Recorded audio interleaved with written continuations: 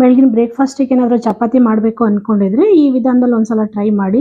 ಚಪಾತಿ ಮಾಡಬೇಕು ಅನ್ಕೊಂಡ್ ಕೂಡ್ಲೆನೆ ಗೋಧಿ ಹಿಟ್ಟು ಇರ್ಬೇಕಂತಾನೆ ಏನಿಲ್ಲ. ನಾನಿಲ್ಲಿ ಅಕ್ಕಿ ಹಿಟ್ಟನ್ನ ಯೂಸ್ ಮಾಡಿ ಚಪಾತಿನ ಹೇಗ್ ಮಾಡ್ಬೋದು ಅಂತ ತೋರಿಸ್ಕೊಡ್ತಾ ಇದೀನಿ. ಸಿಂಪಲ್ ಆಗಿ ತುಂಬಾ ಚೆನ್ನಾಗಿ ಕೂಡ ಬರುತ್ತೆ. ಬನ್ನಿ ಹೇಗ್ ಮಾಡೋದು ಅಂತ ನೋಡ್ಕೊಳ್ಳೋಣ. ನೋಡಿ, ಮೊದಲಿಗೆ ನಾನಿಲ್ಲಿ ಸ್ಟವ್ ಮೇಲೆ ಒಂದು ಬಾಣಲಿ ಇಟ್ಕೊಂಡಿದೀನಿ. ಬಾಣಲಿಗೆ ಈ ಕಪ್ಪಲ್ಲಿ 4 ಕಪ್ ಆಗುವಷ್ಟು ನಾನಿಲ್ಲಿ ನೀರು ಸೇರಿಸ್ಕೊಳ್ತಾ ಇದೀನಿ.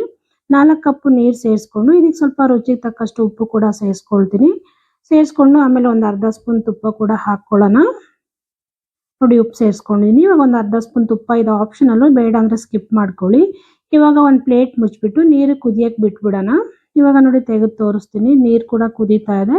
ಈ ಥರ ಕುದೀತಾ ಇದ್ರೆ ಸಾಕು. ಈಗ ಫ್ಲೇಮ್ನ ಸ್ವಲ್ಪ ಕಮ್ಮಿ ಮಾಡಿಕೊಂಡು ನಾನು ಯಾವ ಕಪ್ಪಲ್ಲಿ ನೀರು ತಗೊಂಡಿದ್ದೆ ಅದೇ ಕಪ್ಪಲ್ಲಿ ನೋಡಿ 2 ಕಪ್ ಆಗೋಷ್ಟು ನಾನು ಅಕ್ಕಿ ಹಿಟ್ಟನ್ನ ತಗೊಳ್ತಾ ಇದ್ದೀನಿ. ಇಲ್ಲಿ 2 ಕಪ್ ಅಕ್ಕಿ ಹಿಟ್ಟನ್ನ ಹಾಕ್ಕೊಂಡು ಮೀಡಿಯಂ ಫ್ಲೇಮಲ್ಲಿ ಇಟ್ಕೊಂಡು ಇದನ್ನ ನೀಟಾಗಿ ತಿರುಗಿಸ್ಕೊಳ್ಳೋಣ.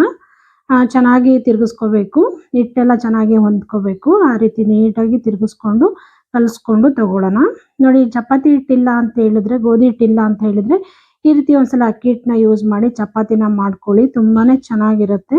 ನೋಡಿ, ನೀಟಾಗಿ ಮಿಕ್ಸ್ ಮಾಡ್ಕೊಂಡಿದ್ದೀನಿ. ಈ ರೀತಿ ಮಿಕ್ಸ್ ಮಾಡ್ಕೊಂಡಿದ್ದಾದ್ಮೇಲೆ ಇದನ್ನ ಒಂದು ಪ್ಲೇಟ್ ಮುಚ್ಚಿಬಿಟ್ಟು ಒಂದು 10 ನಿಮಿಷ ಇದನ್ನ ಹಳ್ಳಕ್ಕೆ ಬಿಟ್ಬಿಡೋಣ. ಈಗ ಸ್ಟವ್ ಕೂಡ ಆಫ್ ಮಾಡ್ಕೊಂಡಿದ್ದೀನಿ. ಅಲ್ಲಿವರೆಗೂ ಒಂದು ಚಟ್ನಿ ರೆಡಿ ಮಾಡ್ಕೊಳ್ಳೋಣ ಬನ್ನಿ. ಚಟ್ನಿ ರೆಡಿ ಮಾಡ್ಕೊಳ್ಳೋಕ್ಕೋಸ್ಕರ ಒಂದು ಸಣ್ಣ ಮಿಕ್ಸಿ ಜಾರಿಗೆ 1 ಕಪ್ ಆಗೋಷ್ಟು ತೆಂಗಿನಕಾಯಿ ಕಟ್ ಮಾಡಿ ಸೇರಿಸಿದ್ದೀನಿ. ಒಂದು ಅರ್ಧ ಕಪ್ ಆಗೋಷ್ಟು ಹುರ್ಗಡ್ಲೆ, ಒಂದು ಸ್ವಲ್ಪ ಕೊತ್ತಂಬರಿ ಸೊಪ್ಪು, ಆಮೇಲೆ ಒಂದು 4 ರಿಂದ 5 ಹಸಿಮೆಣಸಿನಕಾಯಿ ಖಾರಕ್ಕೆ ನೋಡಿಕೊಂಡು, ಆಮೇಲೆ ಒಂದು 1/4 ಇಂಚ್ ಆಗೋಷ್ಟು ಶುಂಠಿ, ಆಮೇಲೆ ಸ್ವಲ್ಪ ಹುಣಸೆ ಹಣ್ಣು, ಇಷ್ಟನ್ನು ಸೇರಿಸ್ಕೊಂಡು ಒಂದು 4 ಎಸ್ಳು ಬೆಳ್ಳುಳ್ಳಿ ಹಾಕ್ಕೊಳ್ಳೋಣ. ಜೊತೆಗೆ ರುಚಿಗೆ ತಕ್ಕಷ್ಟು ಉಪ್ಪು ಕೂಡ ಹಾಕ್ಕೊಂಡು ನೀರು ಸೇರಿಸ್ಕೊಂಡು ನಾನು ಇದನ್ನು ಸಣ್ಣಕ್ಕೆ ರುಬ್ಕೊಂಡ್ಬರ್ತೀನಿ. ಎಷ್ಟು ಸಣ್ಣ ಆಗುತ್ತೋ ಅಷ್ಟು ಸಣ್ಣ ರುಬ್ಕೊಳ್ಳಿ. ತುಂಬ ಚೆನ್ನಾಗಿರುತ್ತೆ ಈ ರೀತಿ ಚಟ್ನಿ ಮಾಡ್ಕೊಳ್ಳೋದ್ರಿಂದ. ನೋಡಿ, ಚಟ್ನಿ ಕೂಡ ರುಬ್ಕೊಂಡ್ಬಂದಿನಿ, ರೆಡಿ ಆಗಿದೆ. ಬೇಕು ಅನ್ನೋರು ಇದಕ್ಕೊಂದು ಪುಟ್ಟದಾಗ ಒಗ್ಗರಣೆ ಕೂಡ ಮಾಡ್ಕೊಬೋದು. ನಾನಿಲ್ಲಿ ಒಗ್ಗರಣೆ ಏನೂ ಮಾಡ್ಕೊಳ್ತಾ ಇಲ್ಲ. ಇದು ಚಟ್ನಿ ಕೂಡ ರೆಡಿ ಆಯಿತು. ಇವಾಗ ತೆಗೆದು ಸೈಡಿಗೆ ಇಟ್ಬಿಡೋಣ. ಇವಾಗ ಹಿಟ್ಟನ್ನು ನೋಡೋಣ ಬನ್ನಿ.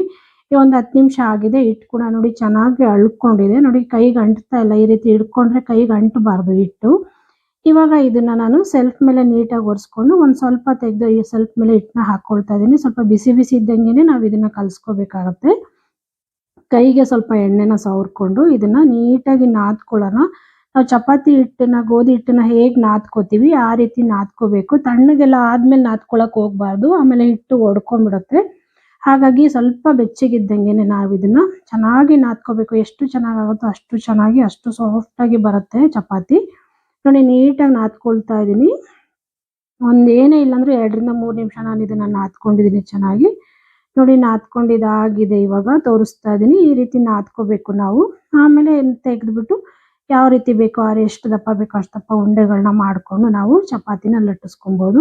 ನೋಡಿದ್ರಲ್ಲ, ಇಷ್ಟಿಷ್ಟು ಉಂಡೆನ ತಗೊಂಡು ನಾನು ಲಟ್ಟಿಸ್ಕೊಳ್ತೀನಿ. ಇವಾಗ ಇದನ್ನ ಉಳಿದಿರೋ ಹಿಟ್ಟನ್ನ ಸೈಡಿಗೆ ಇಟ್ಬಿಡ್ತೀನಿ. ನಾನು ಫುಲ್ ಹಿಟ್ಟನ್ನು ಕಲಿಸ್ಕೊಂಡಿಲ್ಲ, ಸ್ವಲ್ಪನೇ ಕಲಿಸ್ಕೊಂಡಿದ್ದೀನಿ. ಇವಾಗ ನೋಡಿ, ಇಷ್ಟು ದಪ್ಪ ಹಿಟ್ಟನ್ನ ತಗೊಂಡಿದ್ದೀನಿ. ತಗೊಂಡು ಇದನ್ನ ಸ್ವಲ್ಪ ಅಕ್ಕಿ ಹಿಟ್ಟನ್ನ ಹಾಕ್ಕೊಂಡು ನಾನು ಇದನ್ನ ಲಟ್ಟಿಸ್ಕೊಳ್ತೀನಿ. ಲಟ್ಟಣಿಗೆಯಿಂದ ಲಟ್ಟಿಸ್ಕೊಳ್ತೀನಿ. ಹಿಟ್ಟು ಹಾಕ್ಕೊಂಡು ಲೈಟಾಗಿ ಒಂದ್ಸಲ ಈ ರೀತಿ ಅಗಲವಾಗಿ ಪ್ರೆಸ್ ಮಾಡ್ಕೊಳ್ಳೋಣ. ಆಮೇಲೆ ಅಕ್ಕಿ ಹಿಟ್ಟು ಆಗಿರೋದ್ರಿಂದ ಸ್ವಲ್ಪ ಸೈಡ್ ಎಲ್ಲ ಲೈಟಾಗಿ ಒಡ್ಕೊಳ್ಳುತ್ತೆ. ಆಮೇಲೆ ಅದನ್ನ ಬೇಕಾದ್ರೆ ನಾವು ಆಲ್ಟ್ರೇಷನ್ ಮಾಡ್ಕೊಬೋದು. ಇವಾಗ ನೋಡಿ, ಹಿಟ್ಟನ್ನ ಹಾಕ್ಕೊಂಡು ನಾನು ಲಟ್ಟಣಿಗೆಯಿಂದ ಇದನ್ನ ಲಟ್ಟಿಸ್ಕೊಳ್ತೀನಿ.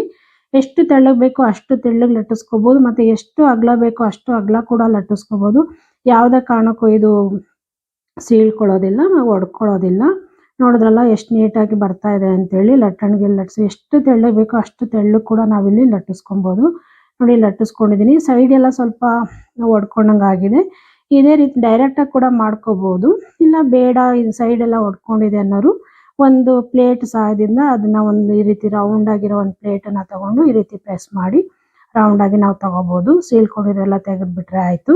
ನೋಡಿ, ಸೂಪರಾಗಿ ಒಂದು ರೊಟ್ಟಿ ಕೂಡ ರೆಡಿ, ಚಪಾತಿ ಕೂಡ ರೆಡಿ ಆಗಿದೆ. ನೋಡಿದ್ರಲ್ಲ, ಎಷ್ಟು ತೆಳ್ಳಗೆ ಬೇಕಾದ್ರೂ ಲಟ್ಟಿಸ್ಕೋಬೋದು. ನೋಡಿ, ಯಾವುದೇ ಕಾರಣಕ್ಕೂ ಅರಿಯೋದಿಲ್ಲ, ಇದು ಕಟ್ಟಾಗೋದಿಲ್ಲ. ಹೆಂಗೆ ಬೇಕಾದ್ರೆ ಅದೇ ರೀತಿ ಫೋಲ್ಡ್ ಮಾಡ್ಕೋಬೋದು. ನೋಡಿದ್ರಲ್ಲ, ಯಾವ ರೀತಿ ಬೇಕೋ ಆ ರೀತಿ ಫೋಲ್ಡ್ ಕೂಡ ಮಾಡ್ಕೋಬೋದು. ಇದೇ ರೀತಿ ಇನ್ನೊಂದು ಕೂಡ ನಾನು ಲಟ್ಟಿಸ್ಬಿಟ್ಟು ತೋರಿಸ್ತೀನಿ.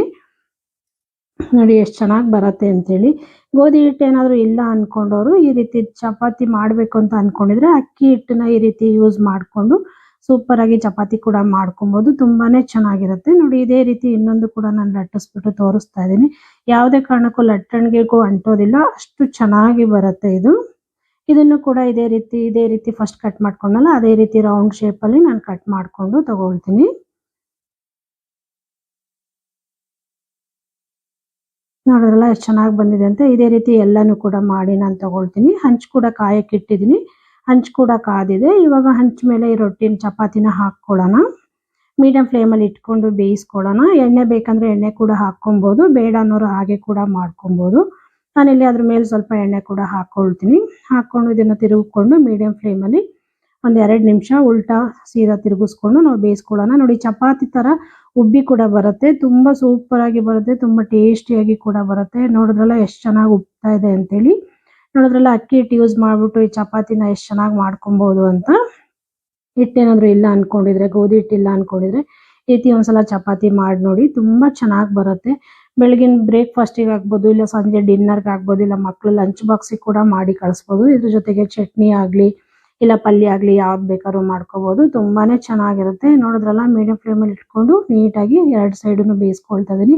ಜಾಸ್ತಿ ತಿರುವಿ ಬೇಯಿಸ್ಕೊಳಕ್ಕೆ ಹೋಗಬಾರ್ದು, ಸ್ವಲ್ಪ ರಫ್ ಆಗಿಬಿಡುತ್ತೆ. ಹಾಗಾಗಿ ಲೈಟಾಗಿ ತಿರುಗಿಸ್ಕೊಂಡು ಬೇಯಿಸ್ಕೊಂಡ್ರೆ ಸಾಕು. ನೋಡಿದ್ರಲ್ಲ ಸೂಪರಾಗಿ ರೆಡಿ ಆಗಿದೆ. ಇದನ್ನ ಒಂದು ತಟ್ಟೆ ಸರ್ವ್ ಮಾಡ್ತಾ ಇದ್ದೀನಿ.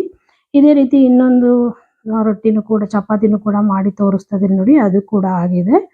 ನೋಡಿದ್ರಲ್ಲ ಎಷ್ಟು ಸೂಪರಾಗಿ ರೆಡಿ ಆಗಿದೆ ಅಂತ ಹೇಳ್ಬಿಟ್ಟು. ಇಷ್ಟೇ ಇದು ಅಕ್ಕಿ ಹಿಟ್ಟನ್ನ ಯೂಸ್ ಮಾಡಿ ಚಪಾತಿನ ಮಾಡಿ ತೋರಿಸಿದ್ದೀನಿ, ಎಷ್ಟು ಚೆನ್ನಾಗಿ ಬಂದಿದೆ ಅಂತೇಳಿ. ನೋಡಿ ಈ ಚಪಾತಿ ರೆಸಿಪಿ ನಿಮಗೆಲ್ಲ ಇಷ್ಟ ಆಯಿತು ಅಂದ್ಕೊಳ್ತೀನಿ. ಇಷ್ಟ ಆದರೆ ಲೈಕ್ ಮಾಡಿ, ಶೇರ್ ಮಾಡಿ, ಸಬ್ಸ್ಕ್ರೈಬ್ ಮಾಡ್ಕೊಳ್ಳಿ. ಹಾಗೆ ಪಕ್ಕದಲ್ಲಿರೋ ಬೆಲ್ ಐಕನ್ ಕೂಡ ಕ್ಲಿಕ್ ಮಾಡಿ. ನಾನು ಯಾವುದೇ ವಿಡಿಯೋ ಹಾಕಿದರೂ ನಿಮಗೆ ನೋಟಿಫಿಕೇಶನ್ ಬರುತ್ತೆ. ನೋಡಿದ್ರಲ್ಲ ಲೇಯರ್ ಆಗಿ ಎಷ್ಟು ಚೆನ್ನಾಗಿ ಬಂದಿದೆ ಅಂತೇಳಿ. ಇದೇ ರೀತಿ ಇನ್ನಷ್ಟು ಈಸಿ ಹಾಗೂ ಸಿಂಪಲ್ ರೆಸಿಪಿಗಳಿಗಾಗಿ ಆಡಿ ಅಡುಗೆ ಮನೆ ಚಾನಲ್ ಸಬ್ಸ್ಕ್ರೈಬ್ ಮಾಡಿಕೊಂಡು ಸಪೋರ್ಟ್ ಮಾಡಿ. ಇನ್ನೊಂದು ಸಿಂಪಲ್ ರೆಸಿಪಿಯೊಂದಿಗೆ ಮತ್ತೆ ಸಿಗ್ತೀನಿ. ಅಲ್ಲಿವರೆಗೂ thank you friends. Thank you for watching.